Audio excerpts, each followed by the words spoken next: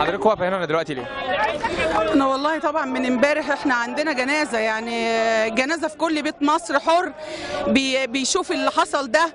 لا تقول لي احزاب ولا تقول لي سياسه ولا تقول لي زفت، انا شايفاه ضد الانسانيه ان انت تقتل فوق ال 3000 انسان ما لهمش اي ذنب غير ان هم طالعين يقولوا رايهم بسلميه كامله. وانا اتحدى اي كلب يقول ان هم ما كانوش سلميين.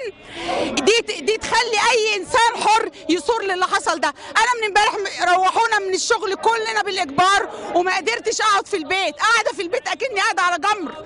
انا جيت حتى اصلي صلاه الجنازه هنا مع الشهداء اللي ماتوا وانا كل حرق وصدري كله نار من اللي ماتوا، وحاطه نفسي